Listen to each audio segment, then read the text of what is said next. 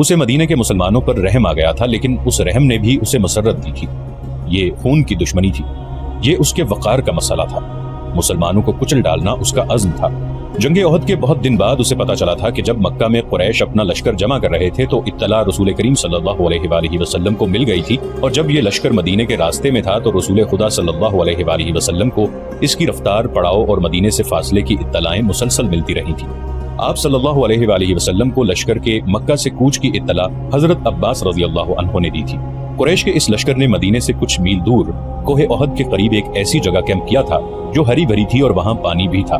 خالد کو معلوم نہ تھا کہ مسلمانوں کے 2 جاسوس اس لشکر کی پوری تعداد دیکھ آئے ہیں اور رسول کریم صلی اللہ علیہ وآلہ وسلم کو بتا چکے ہیں۔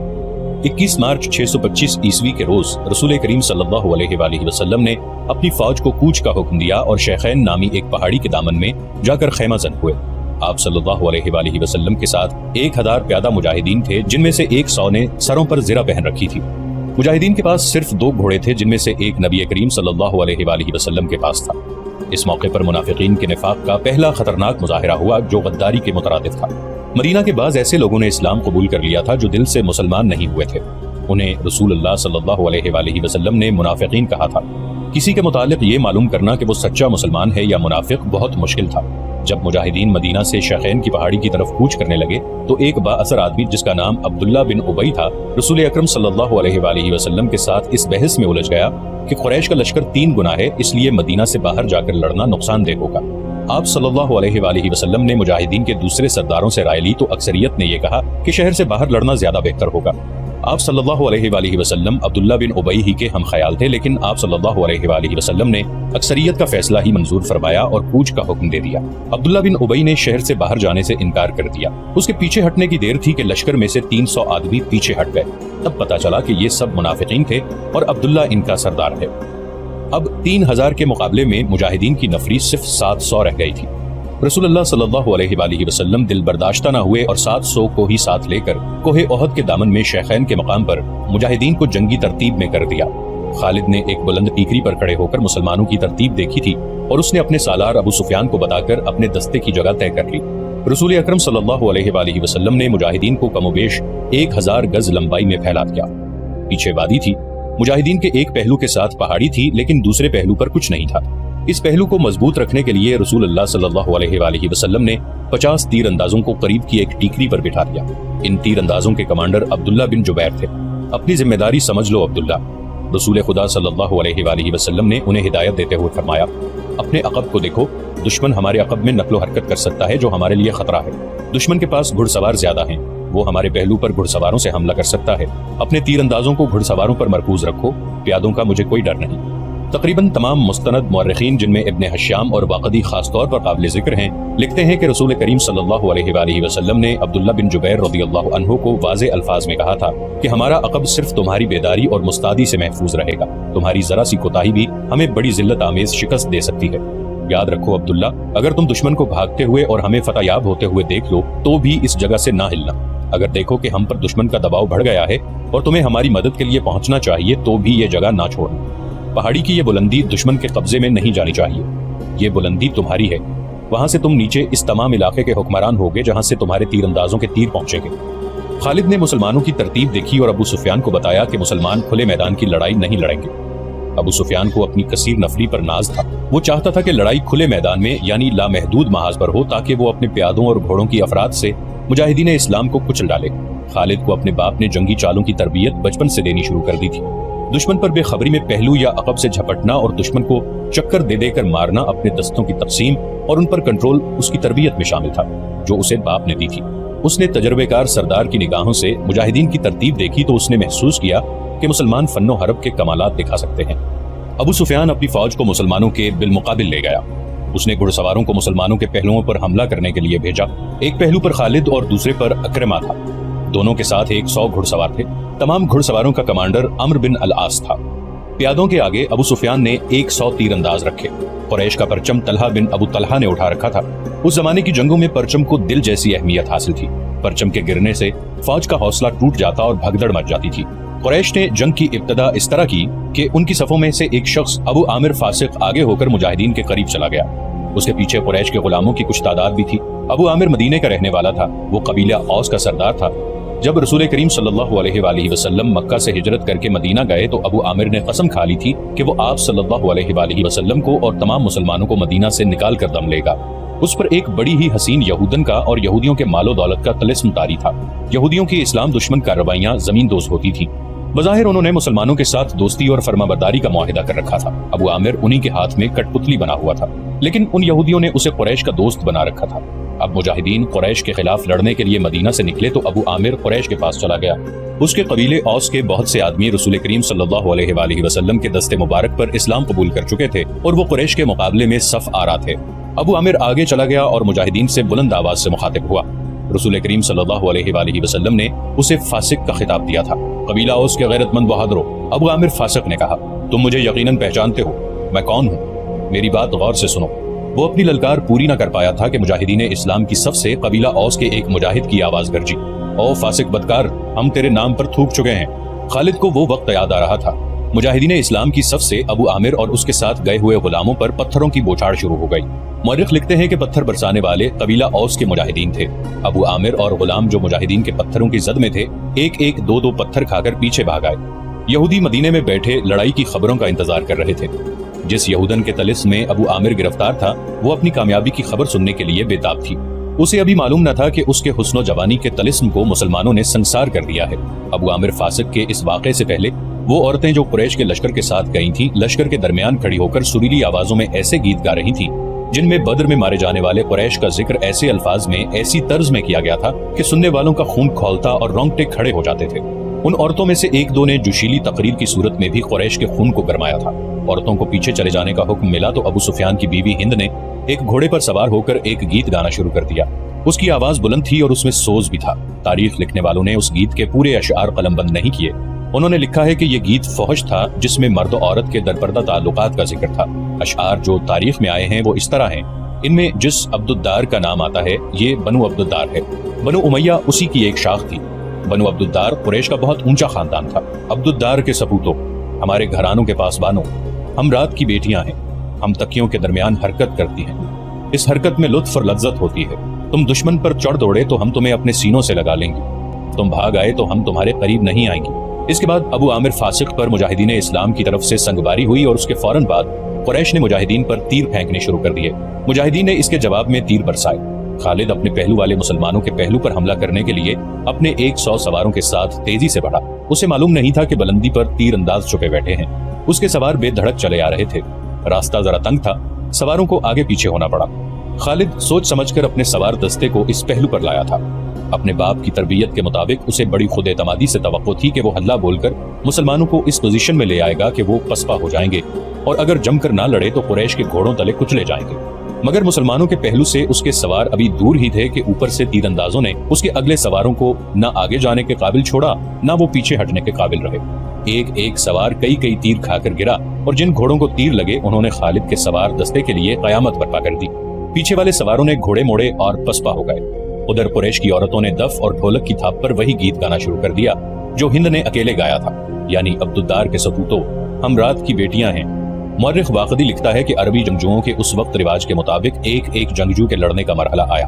سب سے پہلے قریش کے پرچم بردار طلحہ بن ابو طلحہ نے آگے جا کر مجاہدین اسلام کو للکارا کہ اس کے مقابلے کے لیے کسی اور کو آگے بھیجو۔ میرے دین کے دشمن حضرت علی رضی اللہ عنہ نے تند ہوا کے جھونکے کی طرح آگے آ کر کہا، میں آتا ہوں تیرے مقابلے کے لیے۔ طلحہ اپنے قبیلے کا پرچم تھامے تلوار لہراتے ہوئے بپھرا ہوا آیا، مگر اس کا وار ہوا کو چیرتا ہوا گزر گیا۔ وہ ابھی سنبھل ہی رہا تھا کہ حضرت علی رضی اللہ عنہ کی تلوار نے اسے ایسا گہرا زخم لگایا کہ پہلے اس کا پرچم گرا، پھر وہ خود گرا۔ قریش کا ایک آدمی دوڑا آیا اور پرچم اٹھا کر پیچھے چلا گیا۔ علی رضی اللہ عنہ اسے بھی گرا سکتے تھے، مگر انفرادی مقابلوں میں یہ روا نہ تھا۔ طلحہ کو اٹھا کر پیچھے لے آئے۔ اس کے خاندان کا ایک اور آدمی آگے بڑھا۔ میں انتقام لینے کا پابند ہوں، وہ للکار کر آگے گیا۔ علی آ میری تلوار کی کاٹ دیکھ۔ حضرت علی رضی اللہ عنہ خاموشی سے اس کے مقابلے پر آ گئے۔ دونوں نے ایک دوسرے کی آنکھوں میں آنکھیں ڈالے، ایک چکر کاٹا، پھر ان کی تلواریں اور ڈھالیں ٹکرائیں اور اس کے بعد سب نے دیکھا کہ حضرت علی رضی اللہ عنہ کی تلوار سے خون ٹپک رہا ہے اور ان کا مد مقابل زمین پر پڑا تڑپ رہا ہے۔ پھر قریش کے متعدد آدمی باری باری للکارتے ہوئے آگے بڑھے، مجاہدین کے مقابلے میں مرتے گئے۔ قریش کا سالار اعلیٰ ابو سفیان اپنے آدمیوں کو گرتا دیکھ کر غصے سے بے قابو ہو گیا۔ जंगी दस्तूर के मुताबिक उसे इनफरादी मुकाबले के लिए नहीं उतरना चाहिए था क्योंकि वो सालार था। उसके मारे जाने से उसकी फौज में अबतरी फैल सकती थी, लेकिन वो अपने आप पर काबू न रख सका। वो घोड़े पर सवार था। उसने घोड़े को एड़ लगाई और ललकारता हुआ आगे चला गया। उसकी बीवी हिंद ने उसे जाते देखा तो अपने ऊंट पर सवार होकर आगे चली गई और बड़ी बुलंद आवाज से वही गीत गाने लगी जिसके अशआर ये भी थे कि तुम भाग आए तो हम तुम्हें अपने करीब नहीं आने देंगे। अबू सुफियान घोड़े पर सवार था, लेकिन उसके मुकाबले के लिए जो मुसलमान आगे आया वो प्यादा था। तारीख उसे हंजला बिन अबू आमिर रदियल्लाहु अन्हु के नाम से याद करती है। अबू सुफियान के हाथ में लंबी बर्छी थी। किसी को भी तवक्को नहीं थी कि तलवार वाला प्यादा बर्छी वाले घुड़सवार से जिंदा बच जाएगा। अबू सुफियान का घोड़ा हंजला रदियल्लाहु अन्हु पर सरपट दौड़ा आया। अबू सुफियान ने बर्छी तोलकर फिर ताक कर मारी, लेकिन हंजला रदियल्लाहु अन्हु फुर्ती से एक तरफ हो गए। इस तरह 3 मरतबा हुआ।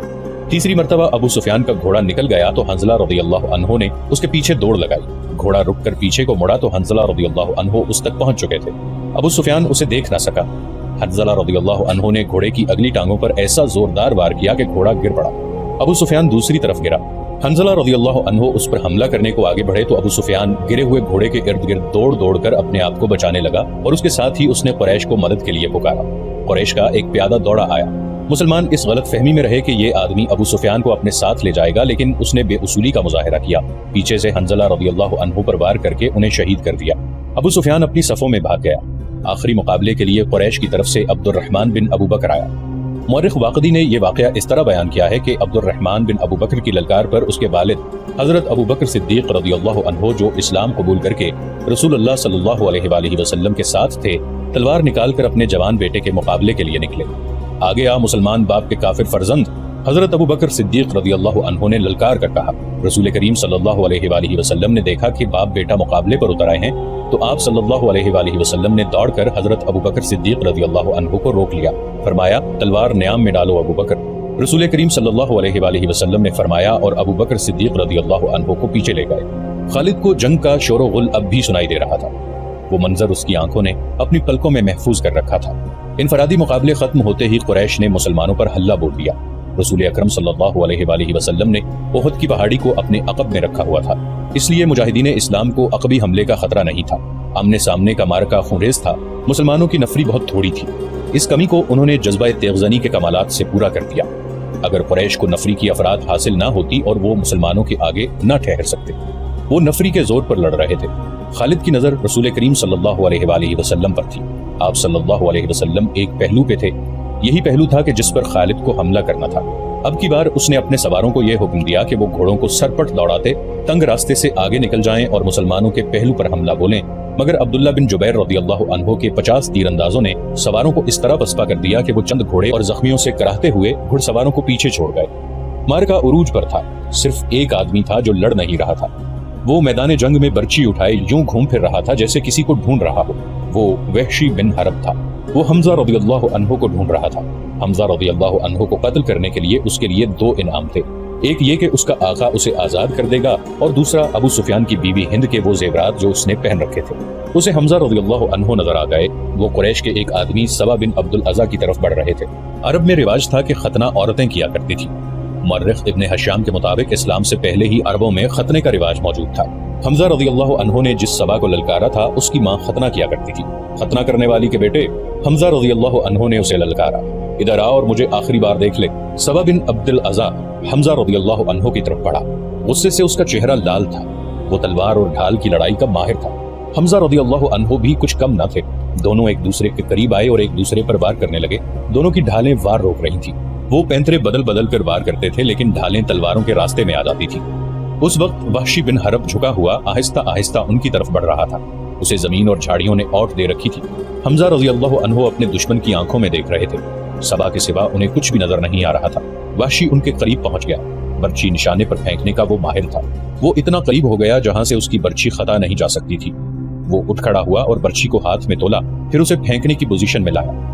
हमजा रज़ियल्लाहु अन्हु ने सबा पर यके बाद दीगरे तेजी से 2-3 वार किए। आखिरी बार ऐसा पड़ा कि हमजा रज़ियल्लाहु अन्हु की तलवार सबा के पेट में उतर गई।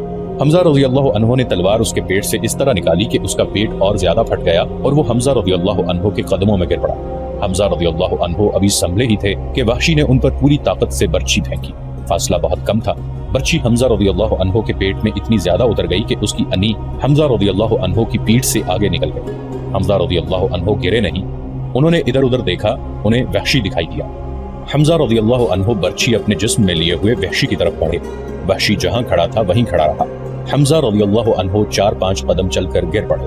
وحشی ان کے جسم کو ہلتا جلتا دیکھتا رہا۔ جب جسم کی حرکت بند ہو گئی تو وحشی ان تک آیا، وہ شہید ہو چکے تھے۔ وحشی نے ان کے جسم سے برچھی نکال لی اور چلا گیا۔ اب وہ ہند اور اپنے آقا جبیر بن مطعم کو ڈھونڈنے لگا۔ خالد کو وہ معرکہ یاد آ رہا تھا اور اس کے دل پر بوجھ سا بڑھتا جا رہا تھا۔ اس کا گھوڑا چلا جا رہا تھا، وہ نشیبی جگہ سے گزر رہا تھا، اس لیے احد کی پہاڑی کی چوٹی اس کی نظروں سے اوجھل ہو گئی تھی۔ اسے اپنے قبیلے کی عورتیں یاد آئیں جو قریش اور ان کے اتحادی قبائل کو جوش دلا رہی تھی۔ خالد کو یاد آیا کہ وہ معرکے کا نظارہ کرنے کے لیے ایک بلند جگہ پر چڑھ گیا تھا۔ اسے مسلمان عورتیں نظر آئیں۔ مسلمان اپنے جن زخمیوں کو پیچھے لاتے تھے انہیں عورتیں سنبھال لیتی تھیں، ان کی مرہم پٹی کرتی اور انہیں پانی پلاتی۔ مسلمانوں کے ساتھ 14 عورتیں تھیں جن میں حضرت فاطمہ رضی اللہ عنہا بھی تھیں۔ پھر یوں ہوا کہ قلیل تعداد مجاہدین کثیر تعداد کفار پر غالب آ گئے۔ قریش کا پرچم بردار گرا تو کسی اور نے پرچم اٹھا لیا، وہ بھی گرا، پرچم کئی بار گرا۔ آخر میں ایک غلام نے پرچم اٹھا کر اونچا کیا لیکن وہ بھی مارا گیا۔ پھر مسلمانوں نے قریش کو پرچم اٹھانے کی مہلت نہ دی، قریش کے جذبے جواب دے گئے۔ خالد نے ان کی پسپائی دیکھی اور یہ بھی دیکھا تھا کہ مسلمان ان کا تعاقب کر رہے ہیں۔ قریش اپنے کیمپ میں بھی نہ ٹھہرے، اپنا مال و اسباب چھوڑ کر افراتفری کے عالم میں بھاگ گئے۔ یہاں سے جنگ کے بعد کا مرحلہ شروع ہو گیا۔ مسلمانوں نے فتح کی خوشی میں اور انتقامی جذبے کے تحت قریش کے کیمپ کو لوٹنا شروع کر دیا۔ وہ فتح و نصرت کے نعرے لگا رہے تھے۔ قریش ایسے بکھلا کے بھاگے کہ انہیں اپنی عورتوں کا بھی خیال نہ رہا۔ وہ پیدل بھاگی جا رہی تھی لیکن مسلمانوں نے ان کی طرف آنکھ اٹھا کر بھی نہ دیکھا۔ قریش کے گھڑ سواروں کے ایک دستے کا کمانڈر اکرمہ اور دوسرے کا خالد تھا۔ انہوں نے مسلمانوں کے پہلوؤں پر حملہ کرنا تھا مگر جنگ کا پانسا بری طرح پلٹ گیا تھا۔